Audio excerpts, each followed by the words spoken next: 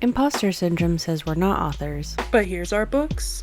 And here's our podcast. We are two book nerds talking about our indie author experiences to spread the love of indie publishing and help other indies not feel alone. Thanks for joining us, and now on to the show. Welcome back to another episode of Indie Book Nerds Podcast. We're your hosts, Jade Neoma and Morgan Christensen. Today, we're very excited to welcome our guest, Aria Lockley. Hello. Hi. Aria is a romantasy author with a love of all things magical, whimsical, and adventurous. By day, she lives a mundane life, but by night, she is diving into the worlds of her imagination, laptop and energy drink in hand, where dragons, elves, and fae roam free. Aria's book, Shadows in Bloom, is the first book in the Hallowed Heart series, a romantic tale with a deliciously dark atmosphere and the excitement of a high fantasy adventure. The story follows our heroine, Nairu, on her journey to understand herself and her magic amidst the tension of an ever-growing threat that could ruin everything she has ever worked towards. We do want to give some content warnings. The book contains mature themes such as death, violence, physical and mental abuse, language, and sex. It is part of a series and does end on a cliffhanger because we do know that people sometimes need a warning for that. Very important. Well, it sounds like this book is right up our alley. All of us being fantasy authors and in love with romantasy books. Aria, if you can tell us in your own words what your novel is about and when did it release? Yes, so Shadows in Bloom released in September of this year, and it follows the story of Nairu, a young woman who's been raised since childhood to be a saintess and savior to her cursed village. She doesn't really realize how strange and sheltered her upbringing is until she begins her pilgrimage alongside her keeper Callistra, with the purpose of restoring power to her god and by strengthening her magic. While she's on this pilgrimage, she sees how she's lived isn't normal, and this is further exacerbated when she meets a group of adventurers who become her traveling companions.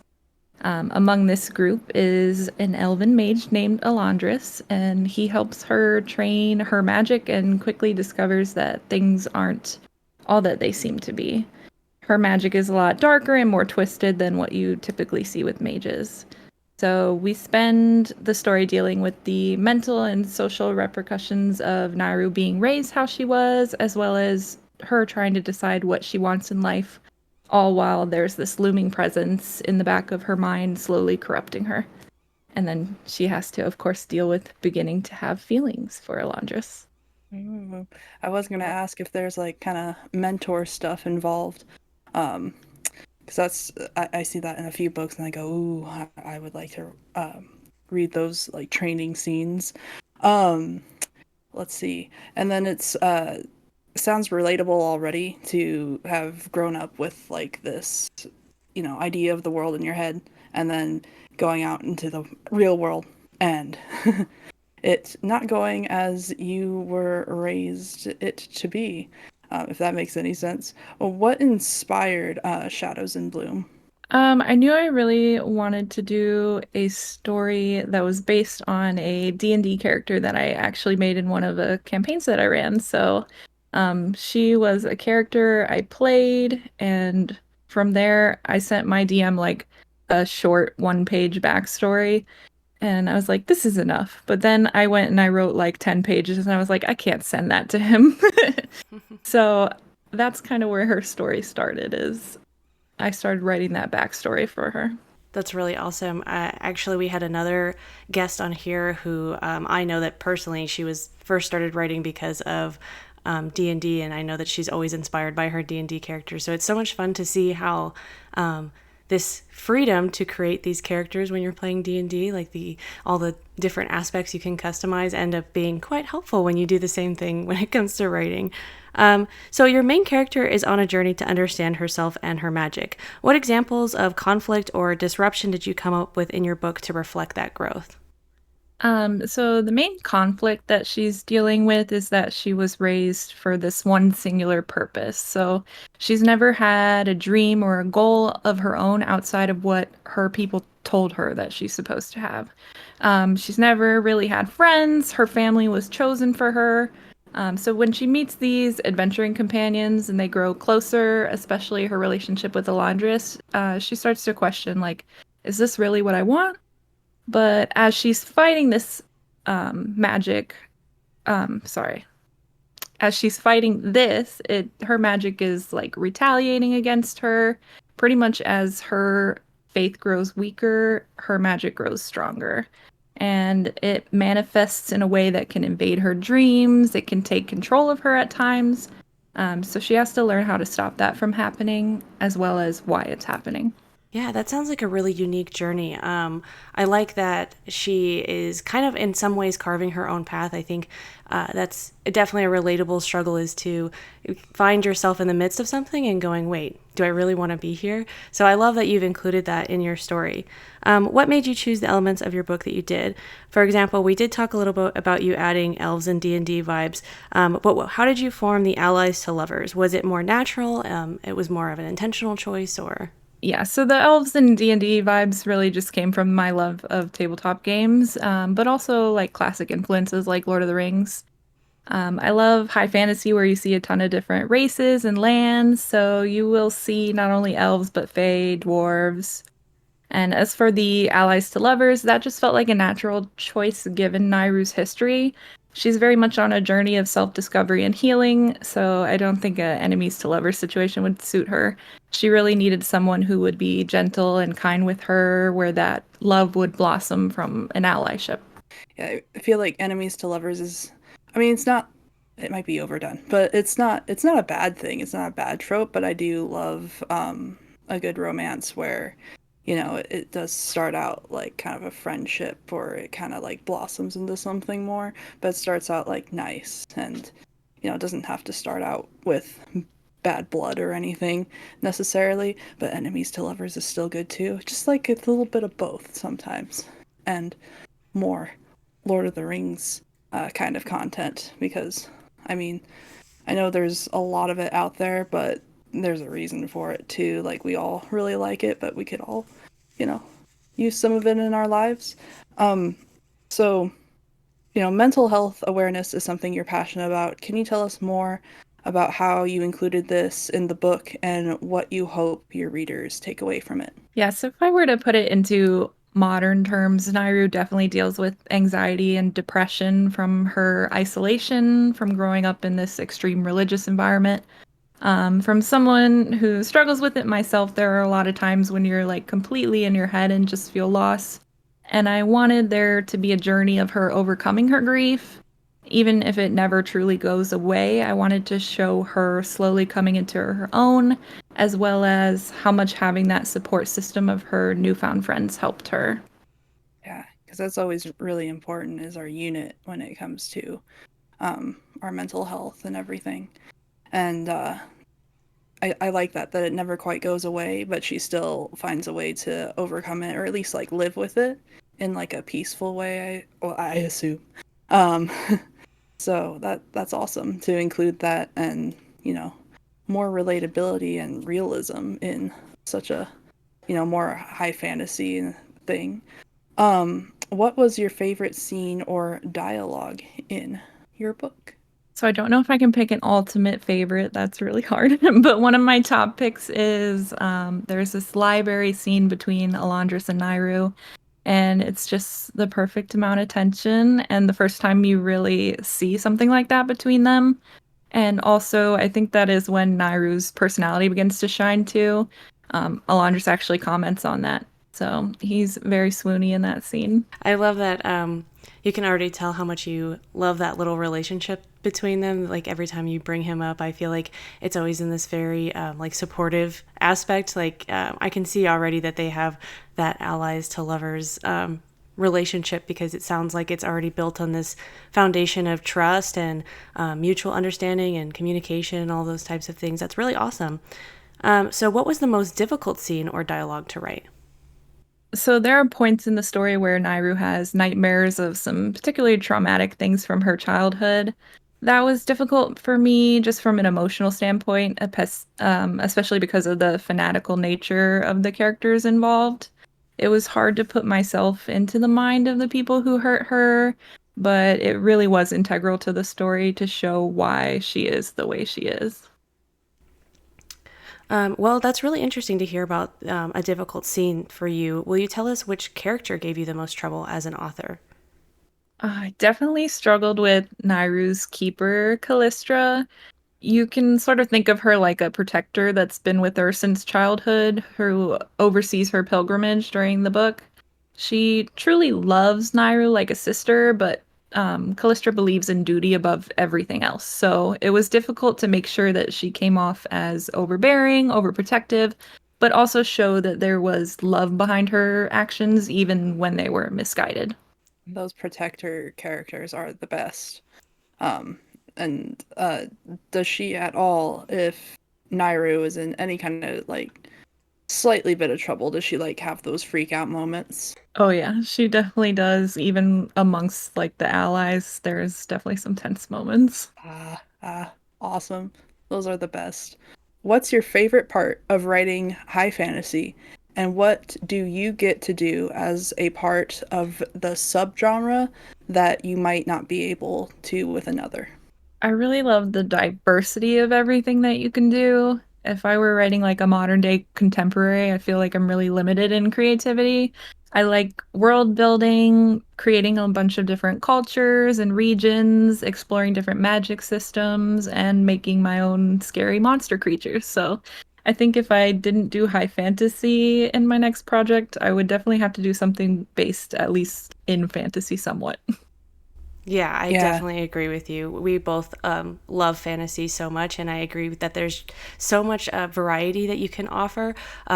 I know that you mentioned earlier you have a host of like different types of, there's dwarves and there's elves and there's a bunch of different types of people and types of creatures and all these different things that I have found that I love high fantasy because it's just so interesting. It's like we want to include so much of it in the book. So for me, I think I would struggle more with writing like a lower fantasy because it's hard for me to not overwhelm the story with how much I love all these like different fantasy elements. And I'm sure Morgan, you probably feel the same. oh yeah. I mean, mine isn't like very high. I don't know, because I know there's all these differences between low and high and all the things. But there is like, yeah, as far as like doing contemporary or, Yeah, literally yeah. anything else, because like it's your imagination. It's kind of same with sci-fi, though I feel like even sci-fi you have to still have some science stuff to it. Um, while fantasy could be freaking anything, and it has so much that you could do with it, like the sky's the freaking limit. Um, so yeah, I do agree with everything. So, Aria, what is your writing journey and what brought you to the writer you are today? So I've always loved writing. I would be the student in class turning in like a 10-page paper when it only needed to be two in creative lit. But I never really found it feasible to pursue it until I was an adult. I started writing fan fiction for fun, and someone told me that my books were their comfort books, and that really touched me. So that's when I kind of decided to pursue writing seriously with the idea I had from my D&D campaign from all those years ago. Oh, I really love that someone was able to make that effect on you to where you took yourself seriously because someone had something kind to say. I know that sometimes sharing your art with people and sharing your like vulnerability through your art with people can be kind of difficult when you are putting it out there for the first time. So it's good that at least the reaction that you got was warm and responsive and it encouraged you to keep pursuing it. Tell us about your typical writing routine or your creative process. Like, do you need to be by yourself? Do you listen to music? All those types of things. So I am definitely chaos goblin material. I do a very, very brief story outline. I don't really plan what chapters the events take place in or how long they'll be. And as I'm writing, I do add and change things. So my stories are very character driven. So if something doesn't feel right when I'm in the mind of the character, then I just change it. I also write completely in order, which is probably weird. And I enjoy editing, which is also probably weird.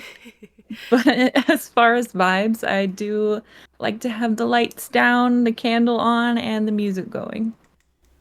Yeah, we do not think it's weird to write in order. That's exactly what we do. It's funny because for me personally, I genuinely can't even imagine writing out of order because the way that I word vomit sometimes and I just am spilling things out onto the page, that if I were to write ahead of time, like, oh, I'll just write chapter 30 and then I'll jump back to chapter 12, I'm going to put stuff in chapter 12 that's going to affect chapter 30. And I can't do that. So I have to go in order. So we definitely don't think that that's weird at all.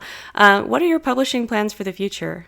So I'm going to continue with the Hallowed Hearts series. Book 2 is right now in the beta stages and it's going to be released in spring of 25.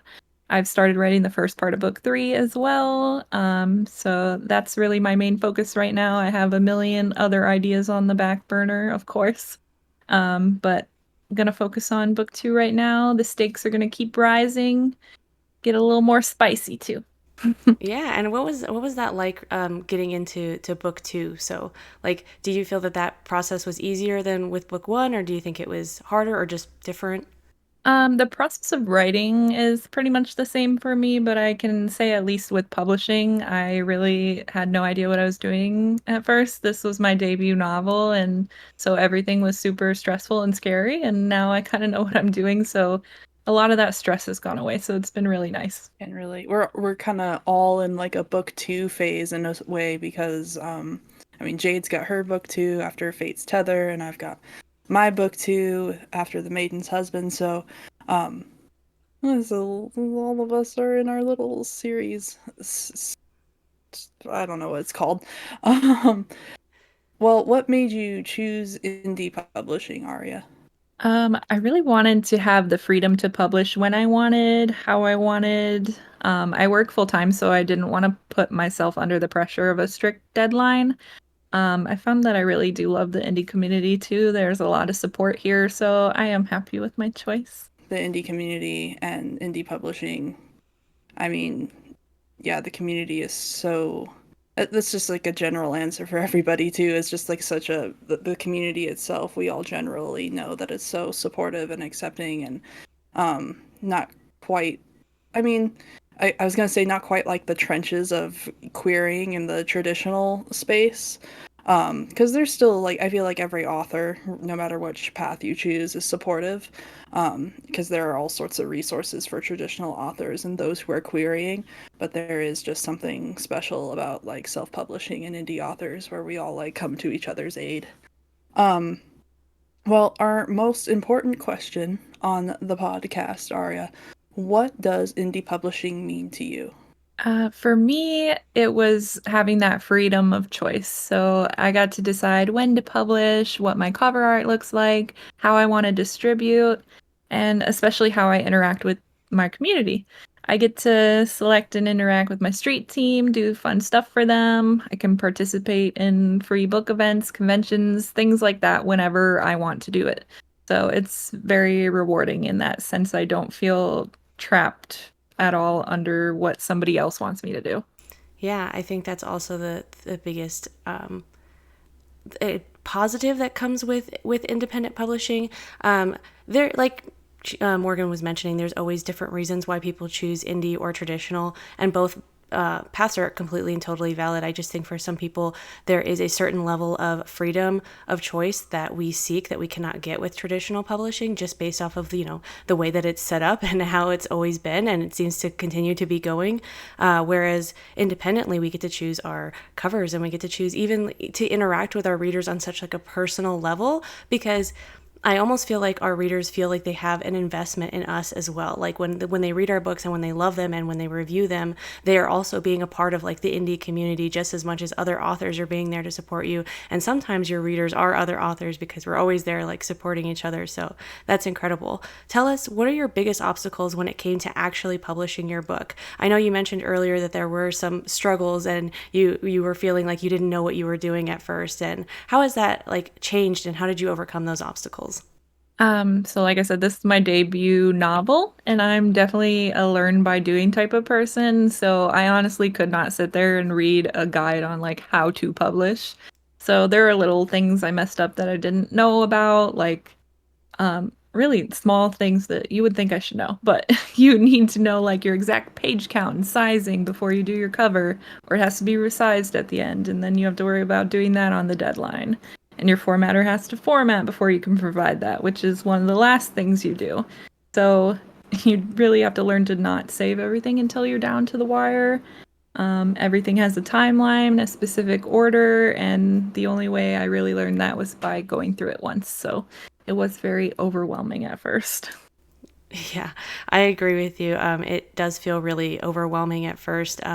There's just so many different checklists that you have to do, and it's not necessarily intuitive when in your journey to make those decisions. I know that Morgan and I both had issues when it came to our covers, resizing them over and over and over. And I think for Morgan, it was something silly. Like it just was like so slightly off that it was just driving us insane, like our just eye twitching, like just so. And there's a little like white line and little things like that. And then mine, like you mentioned, the page count, I just did not. I didn't have my page count right. And then I was formatting and I changed things over and over and over and led to my poor cover artist. Thank you. Shout out Jennifer Hoffman for resizing that like no less than 10 times for me. She is a sweet, sweet angel. But this next question is something that I've been really excited to ask another author, which is how do you approach world building in your writing? I know that you said you're kind of a go like find out the story as you go, but I think that makes your world building that much more interesting and that much more rich. So tell us more about that process.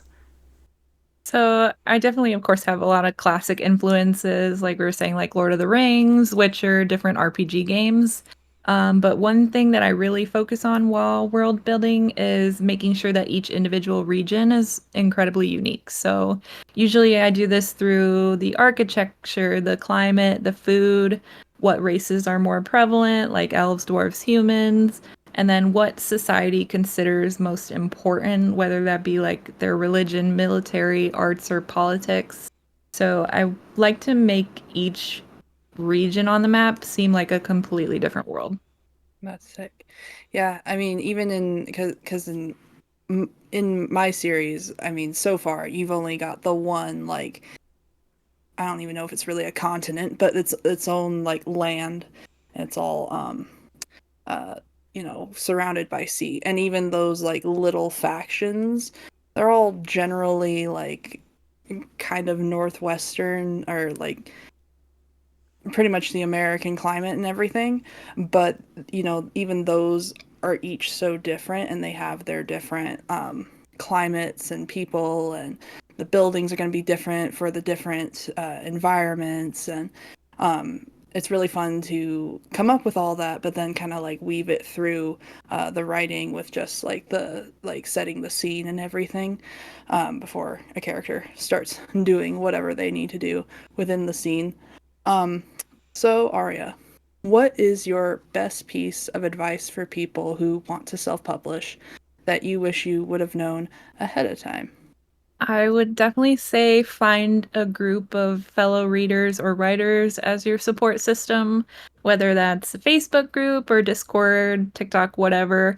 Having a writing buddy that exchanged developmental edits with me was huge, and having people to lift you up when you're feeling super stressed and like you aren't good enough, which will happen, makes a big difference. So that I got into that a little bit later towards writing my book, and that was super helpful.